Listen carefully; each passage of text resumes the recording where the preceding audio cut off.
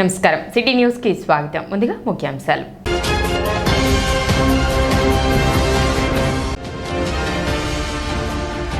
MLC కూటమి అభ్యర్థి ఆలపాటి రాజేంద్ర ప్రసాద్ విజయాన్ని కాంక్షిస్తూ పట్టణంలో ప్రచారాన్ని నిర్వహించిన state minority finance corporation chairman Maulana Mushtaq Ahmed.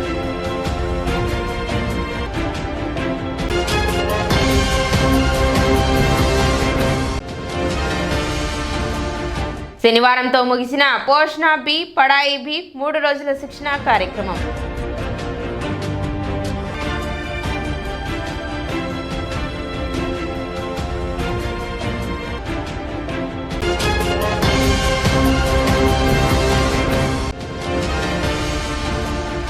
పట్టణ సుందరీకరణకు ప్రతి ఒక్కరూ సహకరించాలి. శనివారం జరిగిన సోర్స్ రీసోర్స్ కార్యక్రమంలో విజ్ఞప్తి చేసిన మున్సిపల్ కమిషనర్ బండి శేషన్న.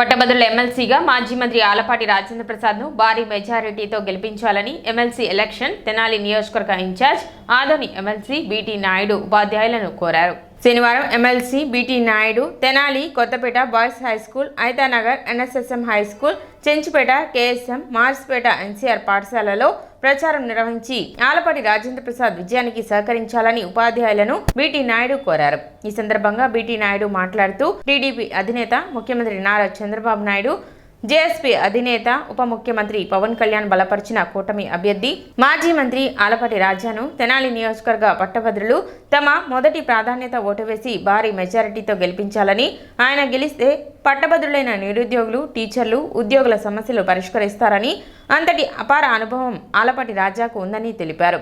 కార్యక్రమంలో టీడీపీ నాయకులు, కార్యకర్తలు పాల్గొన్నారు.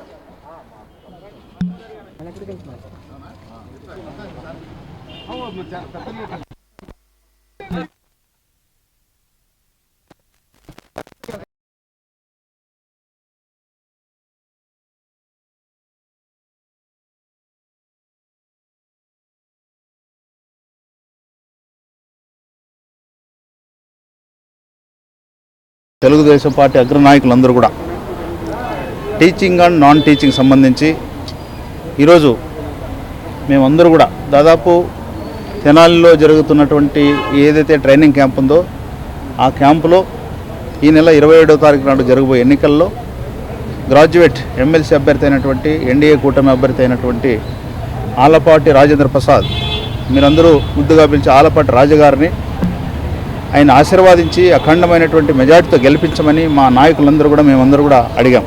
ఈ సందర్భంగా మాకు అనిపించింది ఏంటంటే చాలామంది టీచర్స్ అయినటువంటి మేధావులు వాళ్ళు ఒకటే చెప్పారు, గత ప్రభుత్వంలో నెల రోజు వస్తే మేము జీతం లేని పరిస్థితి మేము ఎదుర్కొన్నాం. అదేవిధంగా నాన్ టీచింగ్ కూడా చాలామంది చెప్పారు, వాళ్ళ సమస్యలను కూడా చెప్పడం జరిగింది. దానికి భిన్నంగా ఈ ప్రభుత్వం 8 నెలల కాలంలోనే నెల 1వ తారీఖు వస్తే జీతం ఇస్తుంది, మేమందరం హ్యాపీగా ఉన్నామని కూడా వాళ్ళు సంతోషాన్ని వ్యక్తం చేశారు. ఈ ట్రైనింగ్ రానటువంటి లేదా గ్రాడ్యుయేట్స్ కానీ ఉద్యోగస్తులందరూ కూడా, ఉపాధ్యాయ ఉద్యోగస్తులందరూ కూడా ఒకటే రిక్వెస్ట్ చేస్తున్నాం, దయచేసి ఒక్కసారి ఆలోచన చేయండి. గత ప్రభుత్వం 5 సంవత్సరాలు మీకు ఎలాంటి ఇబ్బందులు కలిగించిందో మానవుడితో చెప్పేది కాదు, మీ అందరూ అనుభవించారు. ఒక రాక్షస పాలన చూశారు. మీరందరూ ఆశీర్వాదిస్తే ఈరోజు ఎన్డీఏ కూటమి తరఫున నారా చంద్రబాబు నాయుడు గారు ముఖ్యమంత్రి అయ్యారు. 75 సంవత్సరాల వయసును కూడా లెక్క చేయకుండా ఆయన నిరంతరం నాశనమైనటువంటి వ్యవస్థలను ఏ విధంగా బాగు చేస్తున్నాడో, ఎంత కష్టపడుతున్నాడో అది మీ అందరికీ తెలుసు. నెల వస్తే ఖచ్చితంగా మీ అందరికి జీతాలు ఇస్తున్నాడు, పెన్షన్లు ఇస్తున్నాడు, సంక్షేమ అభివృద్ధి కార్యక్రమాలు చూస్తున్నాడు. అదేవిధంగా ఈరోజు చూడండి, కందుకూరు నెల్లూరు వెళ్ళాడు, స్వచ్ఛాంధ్ర ఒక్కరోజు 1 గంట కూడా వేస్ట్ చేయడం లేదు. దాదాపు 14 లక్షల కోట్ల అప్పుతో ఉన్నటువంటి రాష్ట్రాన్ని వడ్డీతో సహా కట్టుతూ యువనాయకుడు అయినటువంటి నారా లోకేష్ బాబు గారు కూడా మొన్ననే దావోస్ వెళ్ళారు. చాలా ఎంఓఎస్ జరిగినాయి. మాకు తెలిసి లక్షల ఉద్యోగాలు రాబోతున్నాయి.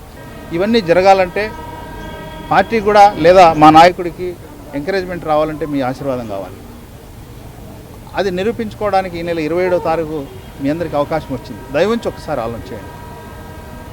గతంలో 2 సార్లుగా ఎమ్మెల్సీగా పనిచేసినటువంటి గౌరవనీయులు పెద్దలు లక్ష్మణరావు గారు మరి ఏం చేశాడు మీ అందరికీ తెలుసు. 5 సంవత్సరాలు ఆయన మరి కౌన్సిల్లో ఉంటూ లేదా బయట ఉంటూ ఏం చేశాడో మీ అందరికీ తెలుసు. మేము చెప్తున్నాం, ఆళ్లపాటి రాజు గారు మాజీ మంత్రివర్యులు, సుదీర్ఘంగా అనుభవం ఉన్నటువంటి వ్యక్తి, శాసనసభ్యుడిగా పనిచేశాడు, మంత్రిగా పనిచేసినాడు. మరి ఇప్పుడు శాసన మండలి మీ అందరూ ఆశీర్వాదిస్తే శాసన మండలి సభ్యుడు అవుతాడు. ఆయన అనుభవం, ఆయన నిజాయితీ, ఆయన ఏ విధంగా తెనాలికి చేశాడో లేదా ఈ తెనాలి చుట్టుపక్కల గ్రామాలకి ఏవి చేశాడో మీ అందరికీ తెలుసు. ఎమ్మెల్సీ హోదాలో ఇంకా బాగా చేస్తాడు. రాష్ట్ర ప్రభుత్వం చేపట్టిన స్వచ్ఛాంధ్ర కార్యక్రమంలో భాగంగా పట్టణంలో సోర్స్ రీసోర్స్ కార్యక్రమాన్ని శనివారం నిర్వహించారు. రాష్ట్ర ప్రభుత్వం చేపట్టిన స్వచ్ఛాంధ్ర కార్యక్రమంలో భాగంగా ప్రతి నెల 3వ శనివారం పారిశుద్ధ్యంపై ప్రత్యేక కార్యక్రమాలు చేపట్టారు. అందులో భాగంగా 3వ శనివారం ముఖ్యమంత్రి చంద్రబాబు నాయుడు ఆదేశాల మేరకు సోర్స్ రీసోర్స్ అనే ప్రత్యేక కార్యాచరణతో వార్డుల్లో శానిటరీ ఇన్స్పెక్టర్లు, వార్డు శానిటేషన్ ఎన్విరాన్మెంట్ సెక్రటరీలు, నగర దీపికలతో కలిసి మున్సిపల్ కమిషనర్ బండి శేషన్న ప్రత్యేక పారిశుద్ధ్య కార్యక్రమాలు నిర్వహించారు. ఈ సందర్భంగా ఆయన మాట్లాడుతూ రాష్ట్ర ప్రభుత్వం వారు ప్రజారోగ్య పరిరక్షణ, పరిసరాల పరిశుభ్రతలకు ప్రాధాన్యం ఇస్తూ సోర్స్ రీసోర్స్ కార్యక్రమాన్ని నిర్వహిస్తున్నామన్నారు. ఇంటి నుండి, స్ట్రాపుల నుండి వచ్చే వ్యర్థాలను, తడి, పొడి, హానికర వ్యర్థాలను వేరు చేసి 3 బుట్టల ద్వారా పారిశుద్ధ్య కార్మికులకు అందించడం, హోమ్ కంపోస్ట్ విధానాన్ని పాటిస్తూ పురపాలక సంఘంతో చేయి కలపాలన్నారు. సుందర తెనాలి సాధనలో ప్రతి ఒక్కరూ సహకరించాలని కోరారు. ఒక లేయర్లా వేసుకోవాలి. అంటే మనకి చిన్న టప్పులు కాబట్టి దానిలో ఇంత అయితే మనకి సరిపోతుంది. అయితే ఎరువు తయారవడానికి 45 రోజులు మినిమం పంటకు తగ్గుతుంది.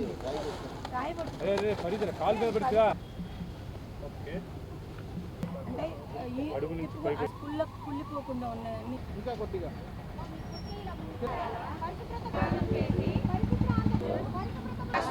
శుభ్రపరచడంలో కూడా స్వచ్ఛతపై అవగాహన చేస్తానని ప్రమాణం చేస్తున్నాను. ఈరోజు ఈ శనివారం కాన్సెప్టు సోర్సు రిసోర్సు అనేటువంటి కార్యక్రమం ద్వారా ప్రజల వద్దకు వెళ్ళి శుభ్రత గురించి సెగ్రిగేషన్ లెవెల్లోనే తడి, పొడి,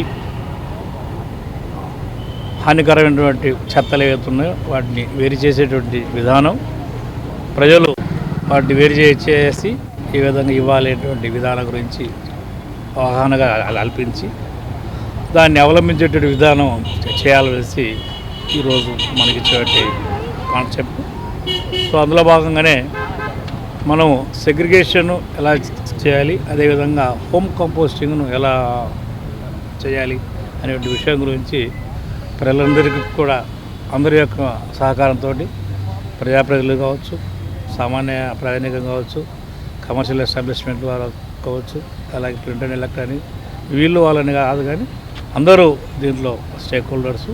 సో ఇందులో ప్రధానంగా హోమ్ కంపోస్టింగ్ విధానాన్ని ప్రతి ఇంట్లో కూడా ఆచరించాలనేసి అనుకుంటున్నారు. అందులో భాగంగానే అయితే ఏంటంటే కొన్ని చోట్ల హోమ్ కంపోస్టింగ్ విధానం అవలంబించాలంటే కనుక వాళ్ళు రెంటెడ్ హౌసెస్ కానీ లేకపోతే చిన్న హౌసెస్ ఉండడం వల్ల కానీ ఆ యొక్క ఇంట్లో దీన్ని అవలంబించేటువంటి అవకాశం లేని ప్రాంతాలు ఉంటాయి. అలాంటి ప్రాంతంలో ఈ యొక్క 18th వార్డ్ అనేది ఒకటి. సో వీళ్ళవన్నీ కూడా చిన్న హౌసెస్ వాళ్ళ ఇండ్లలో యొక్క హోమ్ కంపోస్ట్ విధానాన్ని అవలంబించే అవకాశాలు తక్కువగా ఉంటాయి కాబట్టి అయితే ఇక్కడ మా యొక్క ఇన్స్పెక్టరు, సెక్రటరీసు, నగర దీపికలు, ఆర్పీలు ఇక్కడ ఎవరైతే ఉన్నారో వీళ్ళందరూ కూడా సిఓలు అందరూ కలిసి మాకు హోమ్ కంపోస్ట్ విధానం ఇంట్లో చేసేటువంటి అవకాశం లేదు కాబట్టి మేమందరం కూడా కలిసి ఇక్కడ సపరేట్గా ఇక్కడ ఓపెన్ ఎయిర్లో కమ్యూనిటీ హోమ్ కంపోస్ట్ విధానం అవలంబిస్తామనేసి వీళ్ళు వచ్చారు. ఇది ఎక్కడ కాళ్ళలో వేయం, శుభ్రంగా ఉంటాము, అన్నీ శుభ్రంగా తుడుచుకుంటాము, నీట్గా చేస్తాం. మాకు అదేం అభ్యంతరం లేదండి. అదే వేసుకెళ్తారు, బల్లో వేసుకెళ్ళిపోతారు. డస్ట్బిన్లో వేస్తాం, అందరికి ఏమి ఇబ్బంది లేకుండా చేస్తామండి. మా చికెన్ షాపులో డస్ట్బిన్లు వేసి వచ్చిన వేస్ట్ మున్సిపాలిటీ వాళ్ళకి అందిస్తామండి. బయటపడయం. పట్టణ టీడీపీ కార్యాలయంలో టీడీపీ లీగల్ సెల్ సమావేశం శనివారం నిర్వహించారు. సమావేశానికి లీగల్ సెల్ అధ్యక్షులు మద్ది మల్లికార్జునరావు అధ్యక్షత వహించారు. 27న జరిగే ఎమ్మెల్సీ ఎన్నికల్లో ఆలపాటి రాజేంద్ర ప్రసాద్ భారీ మెజారిటీతో గెలిచేందుకు న్యాయవాదులు కృషి చేయాలన్నారు. ఇందులో భాగంగా ఆదివారం నుండి ఆలపాటి రాజేంద్ర ప్రసాద్కు మద్దతుగా లీగల్ సెల్ ఆధ్వర్యంలో ప్రచారం చేపట్టనున్నట్లు చెప్పారు. ఫిబ్రవరి 27వ తేదీన ఎమ్మెల్సీ ఎన్నిక జరుగుతుంది. దానికోసమని చెప్పని గత 6 మాసాలుగా అందరూ కూడా గ్రాడ్యుయేట్స్ అందరూ కూడా అత్యుత్సాహంతో ఓటర్స్గా నమోదు చేసుకోవడం జరిగింది. అయితే ఈ ఎమ్మెల్సీ ఓట్లకిను అసెంబ్లీ ఓట్లకి ఓటు వేసే విషయంలో స్వల్ప తేడా ఉంటుంది. ఇక్కడ ఏంటంటే ఎలక్ట్రానిక్ ఓటింగ్ మిషన్లు ఉండవు, అట్లాగే పార్టీ గుర్తు ఉండదు, బ్యాలెట్ పేపర్ మీద ఎలక్షన్ జరుగుతుంది, అభ్యర్థి పేరు చిరునామా మాత్రమే ఉంటాయి. ఈ ఓటు వేసే విధానంలో ఎవరైతే ఎన్నికల అధికారి పెన్ను ఇస్తాడో ఆ పెన్ను మాత్రమే ఉపయోగించాలి. మొదటి ప్రాధాన్యత ఓటు మరి మనందరం కూడా రాజేంద్ర ప్రసాద్ గారికి ఓటు వేయాలి. ఆ వేసే క్రమంలో దిద్దులు కానీ కొట్టివేతలు కానీ లేకుండా ఒకటనేది ఒక నిలువు గీతలాగా వేయాలి. అటు పక్కన 0 పెడతాం కానీ లేకపోతే పులి స్టాప్ పెడతాం కానీ అవన్నీ కూడా మనం చేయకూడదు. అవన్నీ చేస్తే ఓటు ఇన్వాలిడ్ అవుతుంది. ఆ 1 వేసిన తర్వాత మాత్రమే 2, 3, 4, 5 అంకెలు వేయాల్సి వస్తుంది. 1 వేయకుండా ఒక వ్యక్తి నచ్చలేదని చెప్పని మీరు 2, 3, 4, 5 అంకెలు కనుక వేస్తే ఆ ఓటు చెల్లనేరదు. కాబట్టి ప్రాధాన్యత ఓటు వేసేటప్పుడు 1 మీద వేయాలి. పార్టీ గుర్తుండదు, కేవలం అభ్యర్థి పేరు ఉంటుంది. రాజేంద్ర ప్రసాద్ కనుక ఎన్నుకుంటే గ్రాడ్యుయేట్స్ అందరికీ కూడా నిరుద్యోగులందరికీ కూడా మంచి అవకాశాలు లభిస్తాయి.